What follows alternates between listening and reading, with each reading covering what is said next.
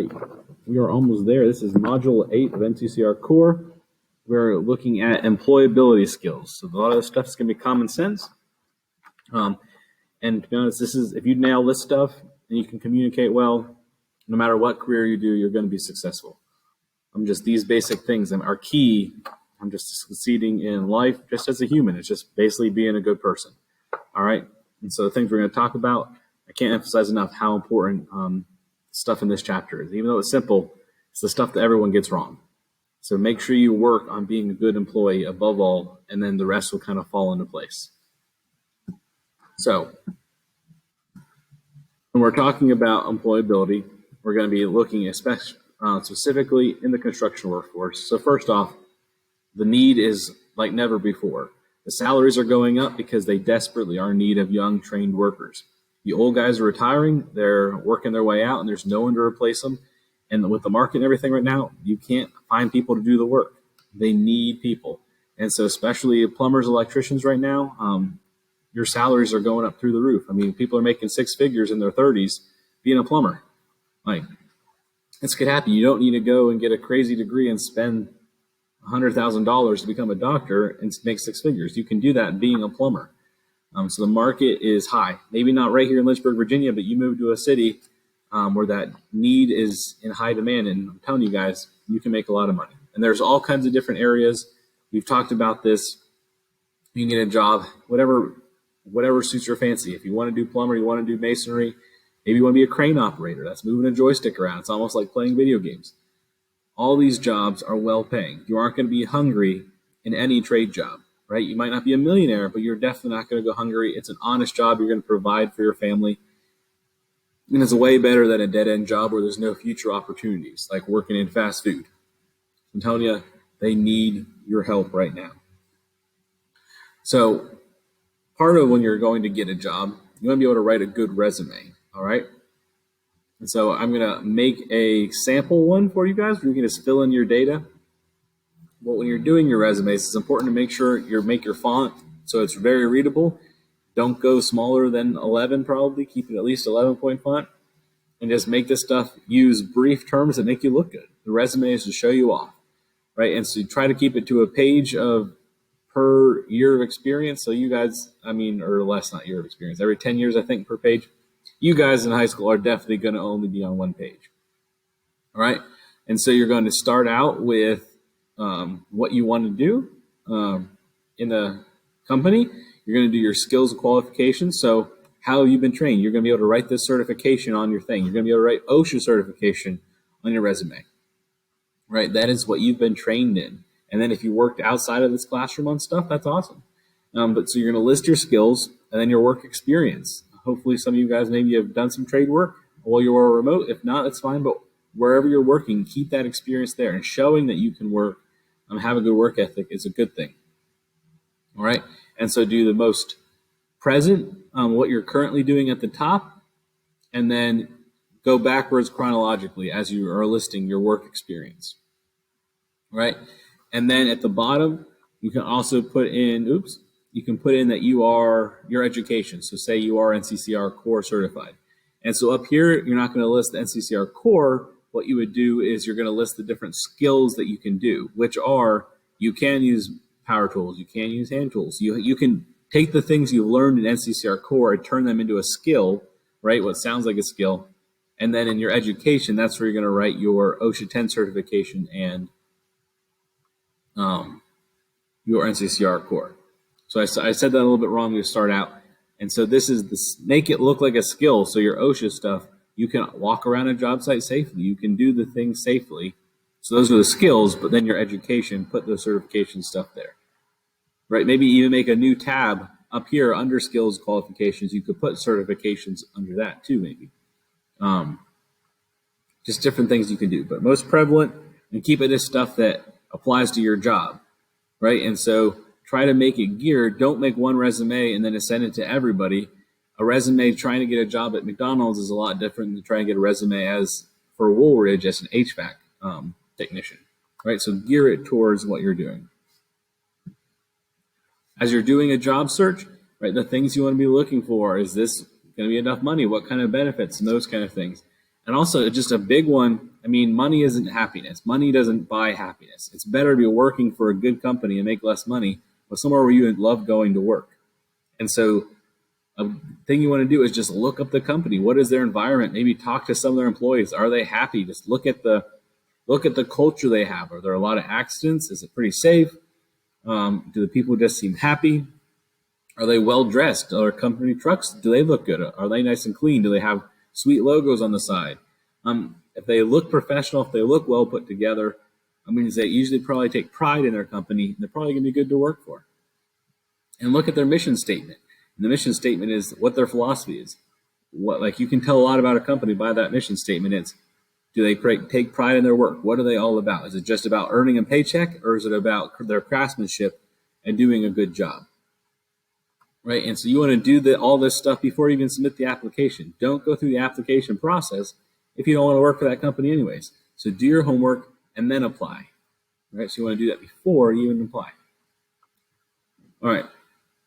So now the next thing we want to move into is just a huge skill that everybody needs to know how to do. And this is just problem solving. Learn to critically think. And so the book wants to have you kind of the process of how you solve a problem. And there's a lot of things that can get in the way. As you can see, I'll kind of move over. But your feelings. All right, feelings are the enemy of critical thinking. Right? You can see that in our world right now. We can't think logically because all we do is feel, and so we stop thinking.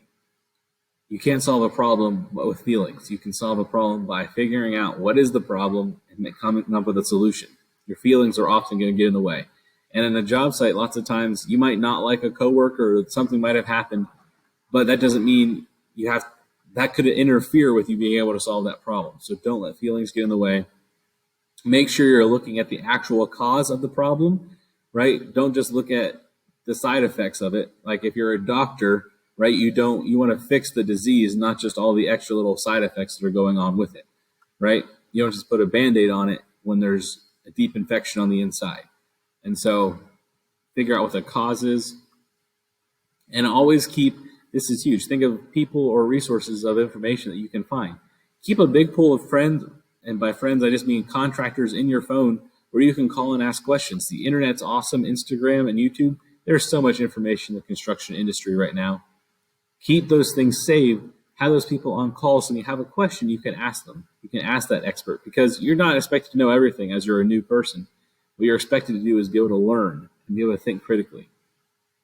All right, and so then you got to be able to compare your information as well, right? If it's not working, stop it and figure out a new thing. Like, don't keep doing something just because it's the way I always did it if it's not working right. Choose to always keep trying to improve, all right? So, let me click. So, again, some more barriers, being closed-minded. So if you are closed-minded, that means you're unwilling to change. And this happens in our trade with a lot of the old guys. They won't use a new corded tool, or they won't use something because it's not the way they always did it, but it's a way better way, right? And so, cool thing, benefit of me being a younger teacher is I'm not jaded by my old experience. I've done it all this way for 30 years because I'm not that way. I really like all the new methods. I love the new products. I love the new tools. And staying open-minded. And that's right now, if you want to succeed, it's really that, because the trade is changing every day. There's something new being invented. There's a new product. There's a new tool, and it's just making it easier and better. Reevaluating. Well, yeah, how we build, the building science, how to make things better, and so the buildings last longer and are also just look better. There's so many cool new things out there. So don't be closed-minded. Be willing to change. Again, forget your feelings, and change is a part of life. So this is the process of critical thinking. All right. So this is scientific method, basically, right? So the first thing you want to do is you got to define the problem. That's the first thing. If something isn't working, what is the problem? All right. So step 2, you got to analyze and explore the alternatives. So what are the different solutions, right? So let's say our problem is we're running low on boards, right? We're framing up a wall and it looks like the pile's getting smaller. We're going to be running out here shortly. And so one solution is you stop what you're doing right there, go to the store and buy some more. A solution number 2 is you call in and put in an order and get it delivered in 2 days from now. Solution number 3 is you just work until you run out of boards and don't tell anybody. let your supervisor figure it out in the morning. And so each one of those is going to be different. You stop working and to go pick it up, you're losing that time working. If you're waiting for delivery, you're going to have those problems of waiting for delivery. If you just don't do anything and just work yourself out of material, you're going to lose a day of work or more. Right? So all of them, you got to analyze which is the best solution. What can I do? How can I fix the problem? And so you're going to choose the one that works best. And then after you do it, you're going to see, is this working? So that solution, that might not be a great example to see how it's working. You get the material or you don't. But sometimes there's something and it's, all right, this is failing, this doesn't seem to be holding, or this isn't strong enough. You're trying to dig a hole. Like I've had this at my own house. I'm digging piers and I'm hit it with a shovel. The dirt's too hard. The shovel's not doing it. And my solution of using a shovel to dig the hole is not going to work. And so then I got to go to the next thing. And I realized, well, that's not working either. So then I kept trying different methods to be able to dig the hole in the really hard soil, because each step, each solution I came up with wasn't working. So you got to keep trying it. And if it's not working, your problem hasn't been fixed yet. So you got to do a new solution. All right. And then lastly is you're going to evaluate that. And it's, okay, maybe it worked, but it was pretty sketchy. It wasn't quite safe. You don't want to do that again. Or maybe it was awesome and you want to keep that one saved. Maybe make a video for YouTube for other people to figure out because it was awesome. So you're going to evaluate, does this thing really work or not? That is the problem solving skills. And so this is what's going to set you above, get you the higher paycheck, right? If you can do this, if you can solve problems and not just be basically a slave, you can be somebody who just gets told what to do and that's all you do. You don't do any thinking on your own. And if they don't tell you to do it, you're standing still. No one wants that employee. They want someone who can, they give a general idea and say, hey, I need this wall framed, and you're going to be able to think through the steps and processes, see what the next step is, see ahead, and be able to build or do whatever the task is. Or if you come across a problem, yes, they want you to make sure that you can call them and verify that your solution is okay lots of times. That's a good thing. They don't want you just to wing it on your own. But at the same time, they want you to be able to come up with a solution without them having to think about it. Right? They want you to be able to, all they have to say is, okay, that's what your boss wants. They want you to do the thinking. And so if you want to move up the chains fast, you got to do some thinking on your own, learn to problem solve, right? All those video game skills that you guys have learned your lives growing up, that's problem solving, right? To get to the next level. And so in a trade, every day, that's one thing I love about the trade is everything is a problem. You always got to try to figure out how you're going to do it. And then you come up with something new that you've never seen before. It's a new problem. You got to come up with a new idea. And it's a lot of fun because it's very mentally engaging. It's not a boring field. There's all that mental strain. So you learn to problem solve. And there's just an example. Again, they're running out of welding equipment. But work as a team. That's part of it, being a good employee. Learn to think. Learn to logically problem solve. Don't let emotions get in the way. And I'm telling you, if at all you're interested in a skilled trade, the opportunity is there like never before. So get those applications out there, make that resume, take jobs on now. So start building your experience, because that's what people really want. They want to know that you've worked in the trade, not just had books. Like this is just book smarts, right? That doesn't mean you actually know how to swing a hammer. Especially you guys who have been remote, you haven't been in person to use the tools. So get a job where you're going to get the experience so it makes your resume look really good. All right, this is part 1.